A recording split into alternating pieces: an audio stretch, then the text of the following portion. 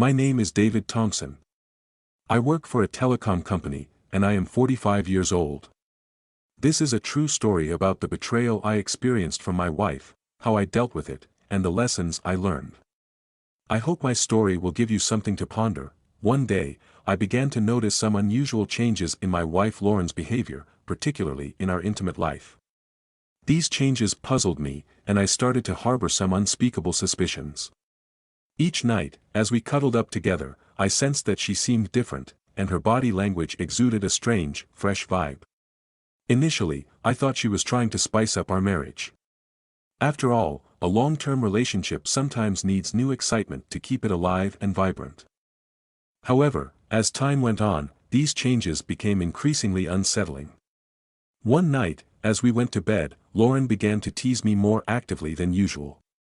I noticed she was moving in ways she never had before, trying new positions and techniques that were unfamiliar to me. While I was pleasantly surprised by her creativity, I was also confused and skeptical. Where did you learn all this? I asked in a relaxed tone, attempting to mask my uneasiness. Lauren laughed and, instead of answering directly, changed the subject. Don't you think this is fun? We've been together for so long, wouldn't it be nice to try something new? I nodded and let the conversation drop, but my heart was filled with doubt. These new techniques were clearly not something she could have come up with on her own. So, where did she learn them? The idea that someone else might be teaching her crossed my mind, filling me with a wave of inexplicable panic. In the following days, I secretly observed Lauren's every move. I noticed she started paying more attention to her appearance, often wearing makeup, buying new clothes, and even going to the gym. These changes made me even more uneasy because this was not the Lauren I knew. I tried to calm myself, convincing myself that she just wanted to reinvent herself and bring something new to our lives. However, those changes in our sex life lingered in the back of my mind.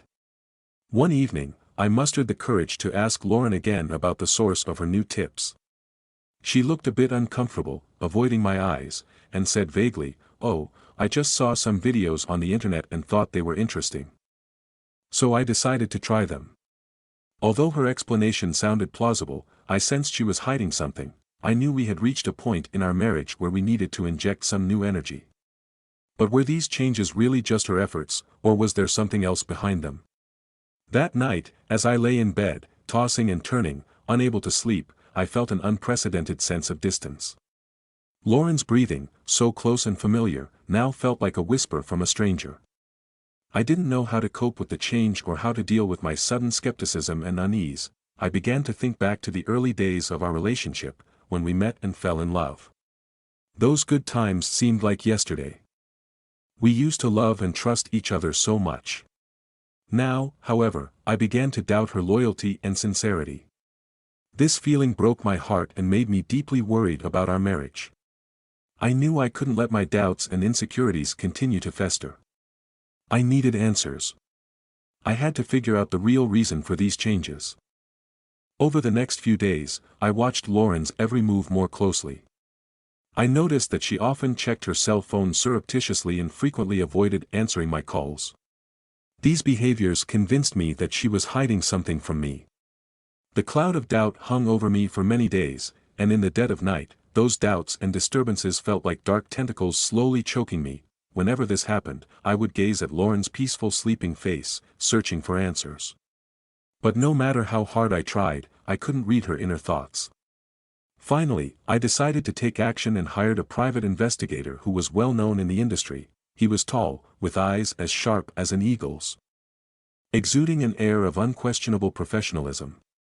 I recounted my concerns to him in detail. He listened quietly, occasionally nodding but not saying a word. When he finally spoke, he asked just a few key questions succinctly before setting off on his investigation. During those days, I was like an ant on a hot pan, anxiously waiting for news from the detective. The ringing of the phone became the sound I was most attuned to, making my heart race every time it rang, hoping it was the detective with some progress. I became distracted at work, secretly observing Lauren's every movement and expression, hoping to discover something on my own. One evening, a week later, the detective's call finally came. His voice was calm and firm, as if every word was well thought out. "Mr. Thompson, I have discovered your wife's secret. On the other end of the phone, my heart seemed to skip a beat as I waited for him to continue. The detective described his findings in detail. He had followed Lauren and discovered that she often met secretly with a handsome, unknown man. They would sit on a park bench in the afternoon sun, whispering, and occasionally, the man would say something that made Lauren laugh. They were also seen in the corner of a cafe, sitting opposite each other, the man talking and Lauren listening with a look of concentration I hadn't seen in a long time. In a shaky voice, I asked, "That man, who is he?" The detective was silent for a moment, then replied, "He is a co-worker of your wife's, and judging from their interactions, the relationship is extraordinary." At that moment, it felt like I was struck by lightning. My whole body froze. Lauren's changes turned out not to be as simple as I had imagined. She had a new relationship, a new trust. I felt like I had fallen into a bottomless abyss, surrounded by darkness. I gripped the phone tightly, my knuckles white with excessive force. My heart was filled with the anger and disappointment of being betrayed. Lauren, the woman I once loved and trusted beyond measure, had done this to me. My heart felt like it was being torn apart, and my love and loyalty to her now seemed so ridiculous. But I knew that I couldn't just fall apart. I had to get up and face it all because, no matter what the outcome, I needed to find answers for myself and for our marriage.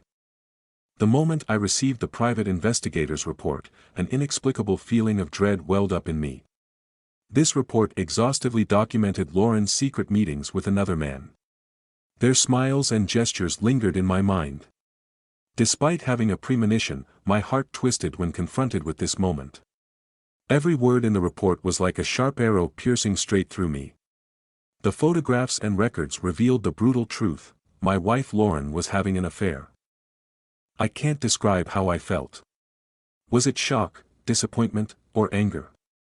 Maybe it was all of them, and maybe none of them were enough to express the turmoil inside me. I sat on the couch, my body stiff as a puppet. The report in my hand felt heavy, carrying all my sadness and anger. I looked up at the window. The sky was so blue, the sun so bright, but my world was plunged into darkness. How could Lauren do such a thing? We had loved each other so much and weathered so many storms together. She once told me she would stay with me until old age, no matter how poor or rich, healthy or sick. Were those vows and promises just empty words? Time seemed to stand still, and I don't know how long I sat there until night fell and the lights came on. I realized I couldn't just sink into my grief and anger. I needed to face this, to find Lauren and ask for clarification. I stood up, feeling weak in my legs, but walked determinedly towards our bedroom. Every step felt like walking on the tip of a knife, but I had to face it. When I pushed open the bedroom door, Lauren was sitting at the dresser, brushing her long hair. She still looked beautiful, but I couldn't appreciate her the way I used to. I walked up behind her and looked at her quietly. She sensed my arrival, stopped what she was doing, and locked eyes with me through the mirror. At that moment, I saw panic and uneasiness in her eyes. "What happened to you?" she tried to ask me in a calm tone. But I knew she was hiding the panic inside. I handed her the report and said coldly, "What is this? Can you explain it to me?" Lauren's face instantly turned as pale as snow. She shakily took the report and only flipped through a few pages before tears began to well up in her eyes. "David, she choked out. "Why are you doing this?" I tried to sound as calm as I could. "Is our relationship just a lie, so unworthy of you?" "It's not like that." Lauren turned to face me, tears sliding down her cheeks. "I don't know why I went this far. I love you, David. I always have. But I feel like our life is becoming more and more mundane, less and less passionate. I wanted to find some new feelings, some new excitement, so you chose to betray me?" I interrupted her, my voice filled with undisguised anger. "You gave up on our marriage and our relationship so easily." "No, David, I never meant to give up on you. I just made a stupid decision on impulse," Lauren sobbed. I watched her tearful face as a wave of mixed emotions welled up in me: pity, anger, disappointment. I shook my head, trying to clear it. "Lauren, you know what? This report has made me completely disappointed in you. I used to think our relationship was unbreakable, but now it seems I was naive." "David, please forgive me," Lauren pleaded, hugging me tightly, her tears soaking my shirt. I know I was wrong, and I'd give anything to get our relationship back. Please, give me a chance to make up for my mistakes. I gently pushed her away and looked at her tear-filled face, feeling a stabbing pain in my heart. Lauren, I can't accept your betrayal. This hurt is too deep and too heavy for me to forgive you. I turned and walked out of the bedroom, my heart filled with endless disappointment and pain. I knew I needed time to heal, and Lauren needed to live with the consequences of her actions. Standing on the balcony, the night breeze gently blew across my face, bringing a hint of coolness. I looked up at the starry sky, a wave of inexplicable emotion welling up in my heart. This marriage may be over, but the lessons it taught me will stay with me for the rest of my life. I will remember this experience and make myself stronger and more mature. As for Lauren, I hoped she could learn from this and start anew. Unable to face her again, I walked out of the room. I needed time and space to calm myself. I walked aimlessly down the street, Lauren's words echoing in my head. Our marriage, our family, was it ruined? After what felt like an eternity, I returned home. Our daughters, Julie and Kate, were sitting on the couch, talking in low voices. When they saw me, they immediately stopped and looked over. I knew I couldn't run away and had to tell them what was about to happen. I sat down next to them and took a deep breath, trying to sound calm. Daughters, I began, I have something important to tell you, I began, and they immediately noticed something was wrong. Julie grabbed my hand. Daddy. What's wrong? You look terrible. The sadness in my heart deepened as I looked at their worried faces. I held Julie's hand tightly, then looked at Kate and said in a hoarse voice, Your mom, she's having an affair. As soon as my words left my mouth, the room fell into a deathly silence. Julie and Kate stared at me with wide, unbelieving eyes. I could see the shock and confusion in their eyes, and my heart felt like it was being torn apart. Julie's tears slipped instantly, and she asked me in a trembling voice, Dad, are you saying that Mom, she doesn't want us anymore? I hugged her tightly and tried to comfort her. No, baby, it's not that. Mommy doesn't want you guys. It's just something went wrong between her and Daddy. But no matter what, Daddy and Mommy will always love you both just as much as ever. Kate, on the other hand, appeared relatively calm. She looked at me with a determined gleam in her eye. Dad, we'll be there for you no matter what happens. We'll be by your side. Hearing my daughter's words brought a little comfort to the sadness in my heart. I knew the next few days would be difficult, but I had to be strong for my daughters. The following days were filled with a heavy atmosphere in the house. Lauren spent most of her time holed up in her room while my daughters and I tried to maintain a normal routine. We comforted each other and faced this sudden change together. I took a deep breath, opened a new document, and began to draft the divorce agreement. I carefully scrutinized every clause, especially regarding the division of property and the custody of our daughters. I didn't want to bring too much trouble to Julie and Kate because of our separation. After completing the first draft of the agreement, I printed out a copy and decided to approach Lauren for a final negotiation. When I walked into the living room, Lauren was sitting on the couch, her eyes staring vacantly out the window. I didn't disturb her contemplation but gently placed the agreement on the coffee table in front of her. Here's the first draft of the divorce papers, I said calmly and firmly. I want us to work this out quickly and give each other a fresh start. Lauren didn't respond right away. She silently picked up the agreement and scrutinized it page by page. Throughout the process, neither of us spoke, but I knew she was reading it very carefully. Finally, she put down the paper in her hand and took a deep breath. I have no problem with that, she said. Her voice was a bit hoarse, but her tone was surprisingly calm. Just do as you say. At that moment, I suddenly felt an inexplicable sense of relief. Perhaps this ending was the best choice for both of us. There was no excessive argument or entanglement between us, we just accepted it all calmly. Over the next few days, we worked together to contact an attorney to finalize and sign the agreement. The whole process went surprisingly smoothly, as if everything was already predetermined. And just like that, my marriage to Lauren came to an end. While there is inevitably some regret and sadness in my heart, I know that it was a good decision for both of us.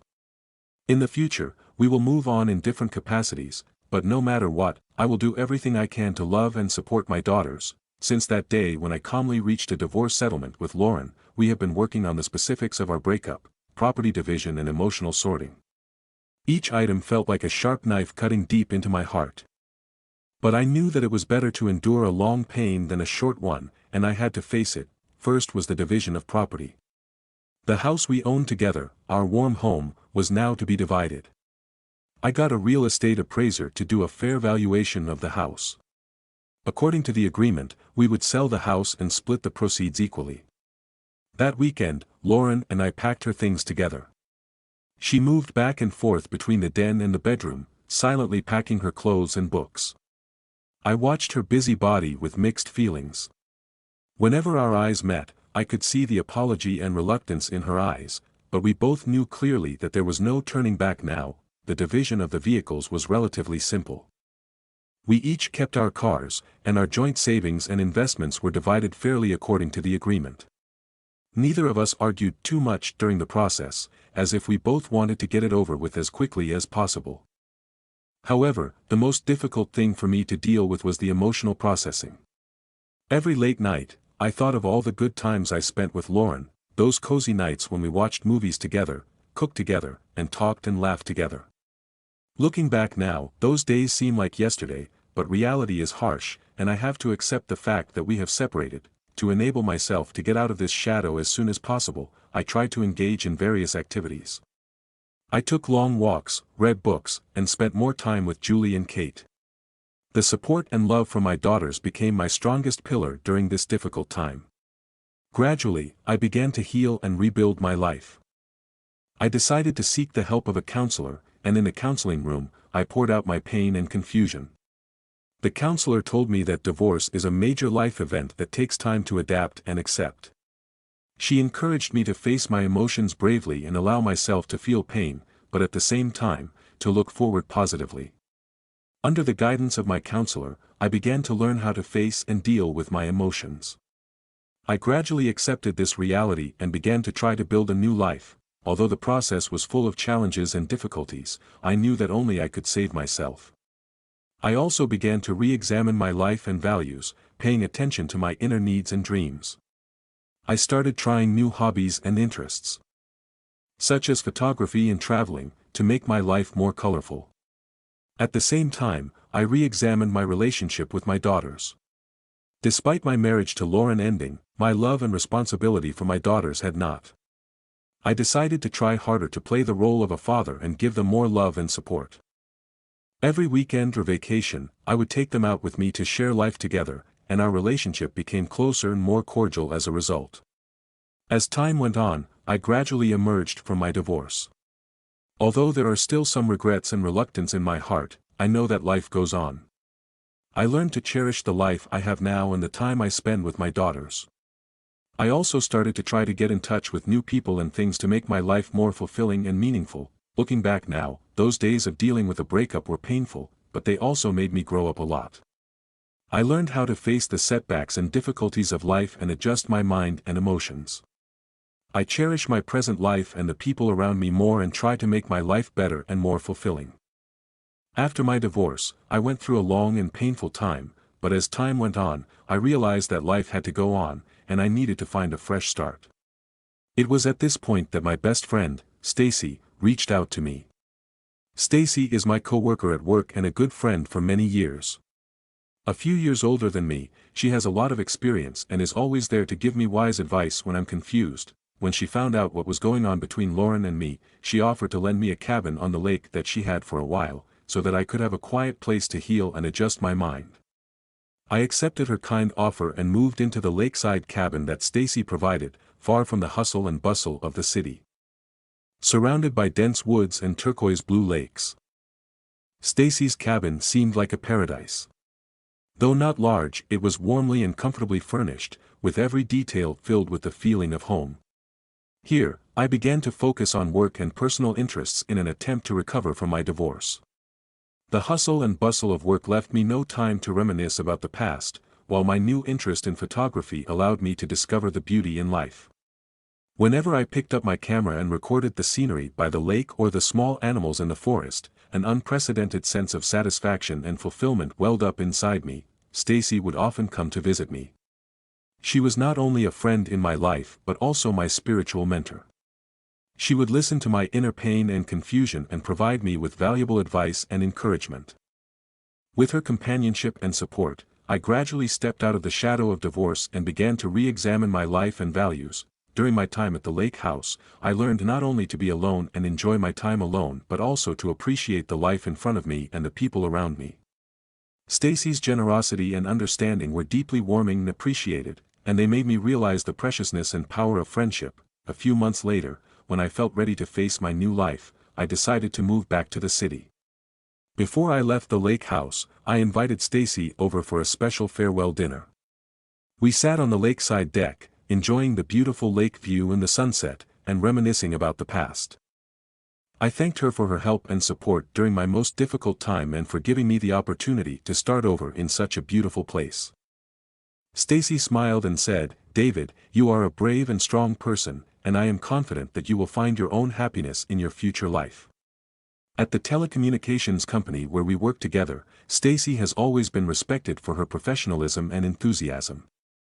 She has not only supported me at work but has also become a trusted confidant in my personal life. When my marriage was falling apart, she was there for me, telling me in a firm tone that there is always a new beginning in life. During that period of time, I would often talk to her after work, pouring out my inner pain and confusion. She always listened patiently and gave me encouragement and advice. Her gentleness and understanding made me feel a long-lost warmth.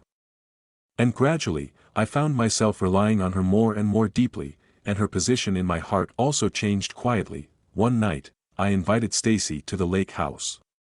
The moonlight poured over the lake, the waves sparkled, and everything looked so peaceful and beautiful. We sat on wooden chairs by the lake, drank hot tea, and talked about each other's lives. Suddenly, I realized that this evening, I wanted not just her company but her understanding and love. "Stacy, thank you for always being there for me," I whispered, a hint of tenderness in my voice. "Without you, I probably wouldn't have been able to move on from that failed marriage so quickly." She looked at me with a warm glint in her eyes. "David, we're friends, and it's only natural that we support each other. Besides, I believe you are a strong person. Even without me, you will come out of the haze." I shook my head and smiled. "No, you're different. You gave me the courage to start over and to see that there are good possibilities in life." She was silent for a moment, then said softly, "David, I'm glad to spend this time with you too, but I think we should be clear about our relationship with each other and avoid any misunderstandings." My heart tightened as her words made me realize that I may have developed feelings for her that went beyond friendship. "You mean we're just friends?" She nodded. "At least for now. We all need time to heal and adjust. What will happen in the future is anyone's guess. But for now, I want us to stay good friends." Although I was a little lost by her answer, I did understand what she meant. After all, we had both just gotten over our respective hurts and needed time to revisit our lives and emotions. And she was right. We were just friends now, and it would take time to see what the future held. "Okay, I get it," I said, taking a deep breath and trying to sound calm. "We're still good friends. Right?" "Of course," she smiled, reaching out her hand and shaking mine firmly. "Whenever you want, you can call me for a chat." After that night, I began to re-examine my feelings for Stacy. I didn't want to jeopardize our friendship on a whim. We both needed time to heal our wounds and to explore each other's hearts. In the process, I learned to value our friendship more and look forward to the possibilities of the future. Since moving to the lake house, I have found that I have had more time and space to reflect on my life. In the past, I was always revolving around my family and work and rarely had time to focus on my inner needs and physical health. Now, I've decided to make some changes in myself. I started going to the gym on a regular basis, not only to build a better body but also to develop a positive and healthy mindset. After each workout, I felt an unprecedented sense of relief, as if 1,000 pounds had been lifted.